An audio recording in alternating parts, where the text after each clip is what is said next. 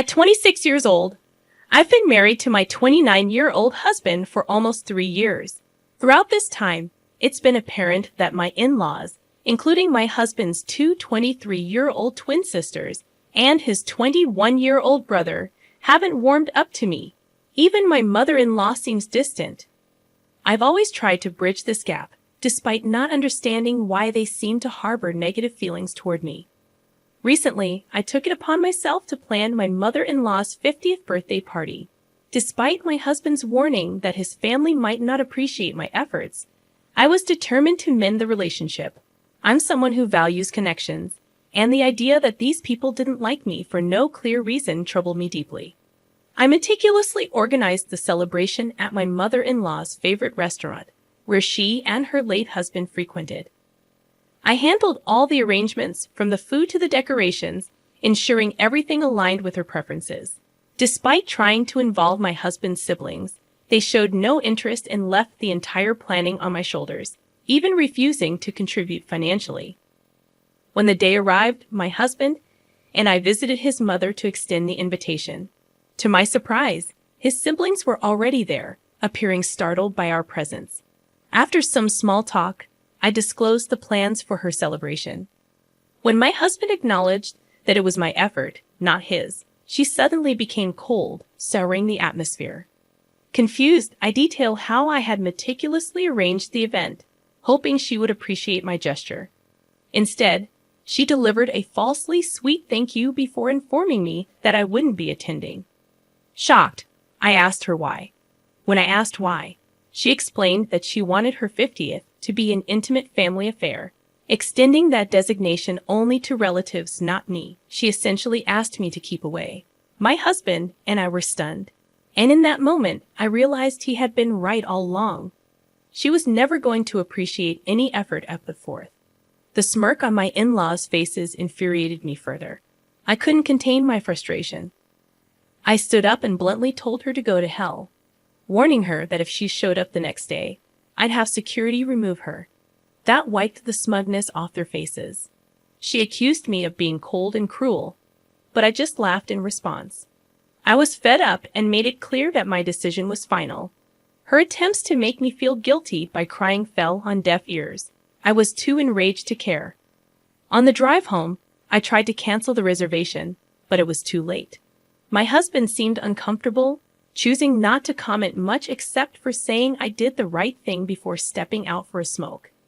He's never been one to delve into family conflicts, and I appreciated him not making me feel worse about ignoring his advice.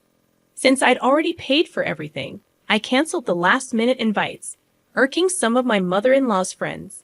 Instead, I called upon my own friends to salvage the situation and make the evening enjoyable. My husband and I invited some of his friends too, deciding to turn the occasion into our own celebration. We hastily removed the decorations before they arrived and ended up having an absolute blast. I uploaded all the pictures when I returned home today.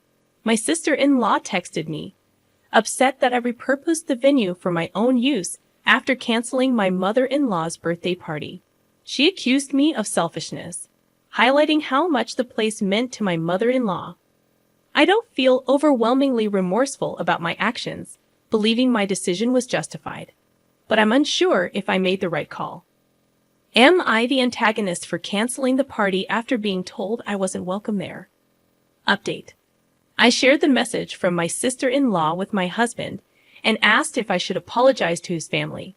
Surprisingly, he staunchly advised against it. In fact, he suggested cutting ties entirely, a significant step considering his family often relied on him, especially financially. He's successful and runs his own company, so withdrawing support meant his mother would have to rely on his less dependable siblings, who frequently changed jobs and leaned on him for money. I tried dissuading him from this drastic action, sensing there might be more behind his decision. Over time, I noticed his family growing distant from him, even during our dating phase. Despite his efforts to invite them over for dinner, they always found excuses to avoid it. I felt partly responsible, fueling my eagerness to build a connection with my in-laws, hoping it would help my husband reconnect with his family. There seems to be something deeper my husband hasn't shared. He's not the type to abandon family. Earlier, he emphasized the importance of family, making this sudden decision, while understandable given my recent treatment by my mother-in-law, highly uncharacteristic for him. I'm determined to understand the situation fully. I don't want him to be unhappy or resentful toward me in the future. I'm really hoping that he'll finally feel comfortable enough to open up and share what led him to take such a drastic step. Now, for the second update. After persistently urging him, my husband finally unveiled why he's decided to sever ties with his family after all these years. When he was 21, his father passed away, leaving his mother, who had never worked, and his siblings who were all in school dependent on him. With the inheritance his father left, it wasn't enough to sustain them, so he took on the responsibility of becoming the family's breadwinner. He toiled tirelessly day and night until around 23 when he secured investors for his startup. His success propelled him from just scraping by to thriving financially.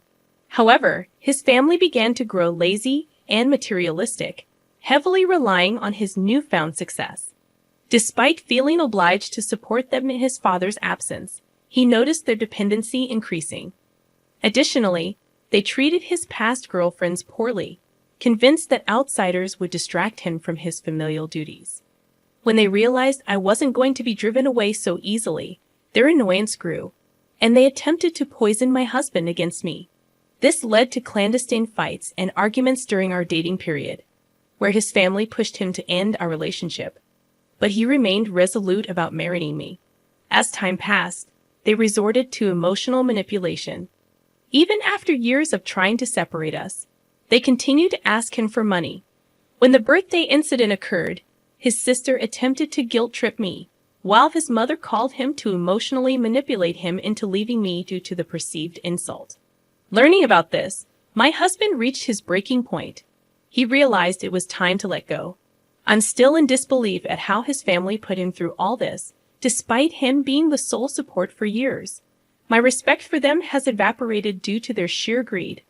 I'm grateful I stood by my husband despite their efforts to break us apart and exploit him for money. I couldn't care less about his financial status. My love for him stems from who he is, not his bank balance.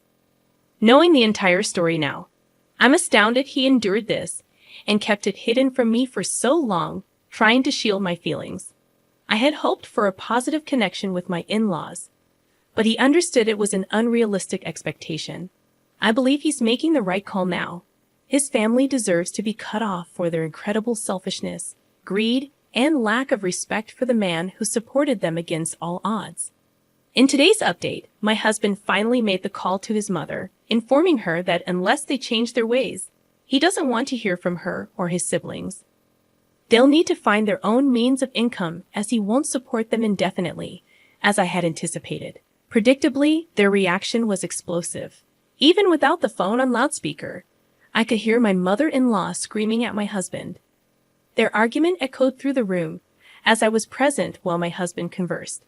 Predictably, my mother-in-law attempted to shift blame onto me, accusing me of influencing his decision to sever ties and disrupt their family. She even asserted that my husband shouldn't allow himself to be swayed by his wife, which struck me as ironic coming from her. My husband defended me vehemently, emphasizing that his siblings, as adults, need to secure stable employment instead of relying on him. She resorted to accusing him of letting wealth and influence get to his head, insinuating that I might be the one manipulating him into cutting ties. It was a classic tactic: manipulation and emotional blackmail to maintain control over him. However, I refused to let this manipulation continue. Seeing my husband growing visibly distressed and teary-eyed due to their tactics was difficult. As things intensified, I realized the depth of what she and her other children had been doing. I couldn't stand seeing my husband so distraught. I chose to step in and address the situation. I firmly informed my mother-in-law that my husband had made his decision. If she and her children didn't align with our expectations soon, they risked losing his support indefinitely. The choice was theirs: respect us and remain in our lives, or persist in their materialistic and selfish ways and be cut off completely. After asserting this, I hung up, muted notifications on my husband's phone, to grant him a break from their messages and allowed him time to calm down. We put our phones aside to watch a movie and distract ourselves. In the next update, after enduring harassment, my mother-in-law turned her attention to me. Following the movie, my husband resumed some pending work, and as I checked my phone, I found numerous missed calls and offensive texts from my in-laws. I anticipated this behavior and documented their messages without engaging. While handling work emails, my mother-in-law called again. Accidentally answering, she proceeded to hurl insults at me, making baseless accusations about my character and intentions towards my husband. I chose not to react and simply stated that her accusations reflected her own actions. I expressed satisfaction that my husband was finally liberating himself from freeloaders like them. Subsequently, I blocked my mother-in-law and his siblings on all possible platforms to halt their harassment. It's disheartening how low some people stoop to evade responsibility. I refrained from telling my husband about his mother's call to avoid causing him further stress, but I'm prepared to involve him if their harassment continues. They have no right to disturb our peace. Nearly 2 weeks later, my mother-in-law, accompanied by her children, arrived at our doorstep demanding an explanation for our actions. Despite protests that I wasn't family and shouldn't be present, I stood my ground, reminding them they were intruding under our roof and had no authority to dictate my presence. I was caught in a difficult situation when my husband's family showed up, bombarding him with accusations and insults. Seeing my husband's distress, I stepped in. Knowing his gentle nature, I knew he wouldn't defend himself against their manipulative claims. I urged him to compose himself while I confronted his family. They launched into a tirade, accusing my husband of abandoning them for my sake and claiming he was neglecting his familial duties just to please his wife. Their words were a storm of accusation and disrespect. I couldn't stand by as they berated my husband, accusing me of being a gold digger and him of being selfish. My patience snapped. I lashed out, calling them out for being lazy and incapable, surviving on my husband's generosity while offering nothing in return. They were stunned into silence, unable to counter my accusations. Taking advantage of their momentary shock, I demanded they leave before I involved the authorities for trespassing. They departed, but my mother-in-law persisted, emotionally manipulating my husband by implying his deceased father would be disappointed in his actions. Witnessing his emotional breakdown after they left, I spent hours consoling him, feeling regret for ever attempting to mend our relationship with them. After their departure, I ensured they had no way to contact us and suggested we seek legal advice, knowing they might continue their harassment. Sadly, my prediction was accurate. Within days, my mother-in-law sent a legal notice, falsely claiming my husband had embezzled funds from the family estate to start his business. This false allegation tarnished his reputation and affected his company. However, we fought back. It took nearly 2 weeks, but we disproved their lies. They were found guilty of defamation, resulting in a hefty fine against them. The rest of the family distanced themselves from their deceitful actions, and my in-laws, previously reliant on my husband's support, now scrambled to find jobs to sustain themselves. This episode, while challenging, allowed us to break free from their toxic grip. My husband and I are happier without their influence, and I'm determined to keep it that way. We're moving forward, leaving their drama behind.